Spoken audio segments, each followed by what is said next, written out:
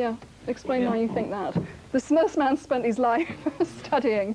Exactly, but if you take his life and his experiences and you know, and he's comparing it to how old the universe is, for him to like say that, you know, it doesn't exist or it can't exist, it just seems very limited way of thinking. Very easy. I've spent 40 years studying the universe. That's not right. I've also That's probably not that's a month has nanosecond. passed. Just let me finish.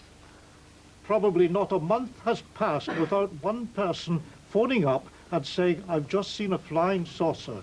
And then you ask them a set of questions. How big was it? When did you see it? Was anyone else there? And so on. You find you can explain 93% in perfectly natural circumstances. Right, there are 7% that you cannot explain.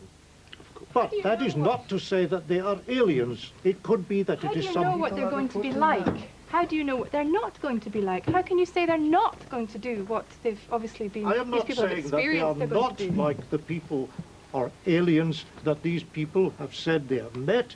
I am simply saying that my experience of the universe, the age, the size, all these things make it, to me, so unlikely that there would be aliens of such abysmal This is subjective. This is a subjective universe that we live in. It was subjective for Newton when the apple landed on his head, after all. Science, when it investigates something, interferes with the system, and even scientists have been proved to affect the results, and the results that they gain tend to be very similar to the ones they expect them to be.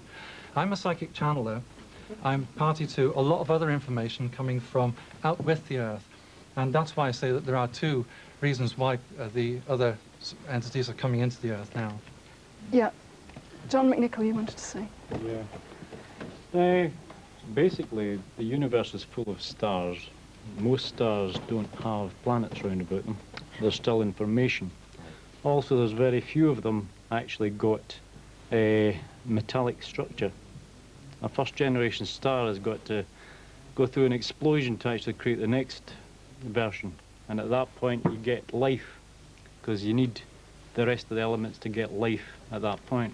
How do you know it's in for this the area? stars? You didn't know where all this is coming from. It doesn't necessarily have to be for the stars, this technology. Okay, yeah. Thousands of us have actually been out at night watching the sky for thousands of years, not seen any UFOs, you know. Yeah, I mean, I have to ask, why this car driving along? Why is it always a car driving along? Surely the story after story is a car driving along. And surely, if they are that intelligent, there is a far more easier way of doing all these experiments. I mean, this is like what? Mr. McMahon, yeah. like abducting a whole Union Street. Can I just say that if you take a coloured spool, put it in your camera and go out your back garden and photograph the stars, you'll find there's a lot of yellow stars come up. Am I correct? That's what most of us. So that's usually a lot of them are about the same age as our star. Am I correct? No. According to NASA, these are the ones that are liable to have planets around them. Is not the prime. And there's a lot of them about. The sheer arrogance of the people on the other side of the studio amazes me. I mean, we're more or less split down the middle. There's a lot of professors and doctors on this side, a lot of what you would class as non-academic people on this side.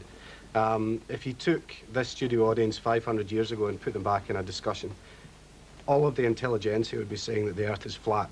Honestly, it is. We are the most clever people in the world. Well, this is a flat Earth. And we would always say, no, but it's round. And they'd say, no, that it's flat and there's dragons in the end. And we'd say, no, but it's not. And they'd say, no, but you're wrong. Who's right? Right. Sorry, They must reply. The scientists must be allowed to. That's all I'm saying. You are the people who are saying it's flat Earth. No, I'm not. No, yes, you are. Well, let the scientists respond. I think, yeah, I'm a bit concerned also about the way that the discussion is going, looking as if, yes, there are two opposing sides, and also the fact that from the phone calls that have been coming in too, suggesting that astronomers are saying that aliens can't be visiting the Earth because it's not possible for life to be out there. We have shown that life doesn't exist, which is not the case.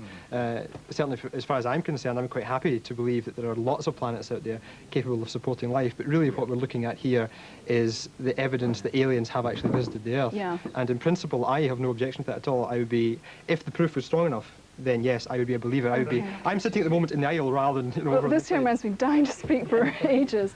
I'd like to make quite a very simple point here. I believe your experience a lot. I don't doubt it for 1 second.